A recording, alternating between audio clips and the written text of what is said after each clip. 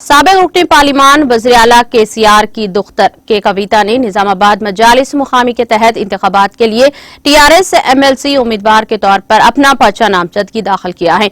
मंगल को उन्होंने returning officer Nizamabad व कलेक्टर नारायण रेड्डी को इजलास पर पर्चा नामजदगी दाखिल किया। कविता के साथ वजीर प्रशांत रेड्डी, आरटीसी चेयरमैन बाजी रेड्डी, गोवर्धन और दीगर भी मौजूद थे। निजामाबाद और कामारेड्डी अजला में टीआरएस पार्टी की 84% ताकत के साथ 824 राय दहिंदों की जीत एक शानदार कामयाबी साबित हुई है। ऐसा लगता है कि कांग्रेस और बीजेपी ताकत न होने की वजह से बल्दियाती इदारों की जद्दोजहद में पीछे रह गए हैं।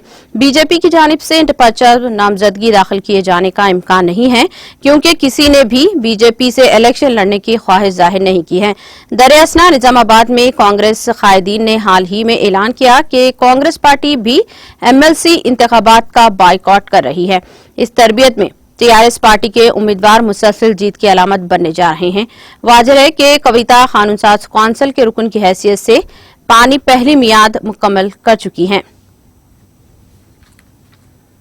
जय तेलंगाना टीआरएस पार्टी अभ्यर्थिगा कामारेड्डी నిజామాబాద్ స్థానిక సంస్థల ఎమ్మెల్సీగా పోటీ చేసే అవకాశం పార్టీ ఇచ్చినందున ఈ రోజు నామినేషన్ దాఖలు చేయడం జరిగింది। ఇదివరకు ఒకసారి పార్టీ ఇచ్చినటువంటి అవకాశాన్ని మన స్థానిక సంస్థల సభ్యులందరూ కూడా పెద్ద ఎత్తున ఓటేసి మెజారిటీతో గెలిపించడం జరిగింది। మరి ఈ సంవత్సర కాలంలో అనేక కార్యక్రమాలు గౌరవ ముఖ్యమంత్రి కేసీఆర్ గారి ఆధ్వర్యంలో స్థానిక సంస్థల ప్రజాప్రతినిధుల కోసం చేపట్టడం జరిగింది। మళ్ళీ ఒకసారి గౌరవనీయులు పార్టీ అధ్యక్షులు పెద్దలు కేసీఆర్ గారు ఇచ్చినటువంటి అవకాశాన్ని వినియోగించుకొని వేసినటువంటి నామినేషన్ని జయప్రదం చేసే విధంగా స్థానిక సంస్థల సభ్యులైనటువంటి వారందరూ కూడా సహకరించాలని చెప్పి కోరుతా ఉన్నాను। ఇవాళ నిజామాబాద్ జిల్లాలో దాదాపు 90% మంది కూడా టీఆర్ఎస్ పార్టీకి సంబంధించినటువంటి స్థానిక సంస్థల ప్రజాప్రతినిధులు ఉన్నారు।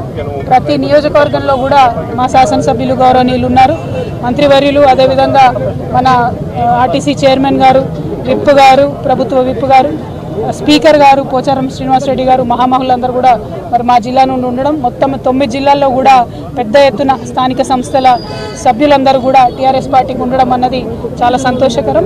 మరి వేసినటువంటి నామినేషన్ను జయప్రదం చేసే విధంగా స్థానిక సంస్థల సభ్యులందరూ కూడా సహకరించాలని చెప్పి మనస్ఫూర్తిగా కోరుకుంటూ మరొక మారు ఎమ్మెల్సీగా నామినేషన్ వేసే అవకాశం ఇచ్చిన పార్టీకి, పార్టీ అధ్యక్షులు గౌరవనీయులు చంద్రశేఖరరావు గారికి మనస్ఫూర్తిగా కృతజ్ఞతలు తెలియజేస్తున్నాను। Thank you. नाज़रीन, हमारे टीटीवी न्यूज़ को सब्सक्राइब करें, बेल आइकॉन को प्रेस करें, शेयर करें और लाइक करना ना भूलें। और किसी भी एडवर्टाइजमेंट के लिए हमारे इस नंबर पर कांटेक्ट करें। हमारा नंबर है 9550102020 पर।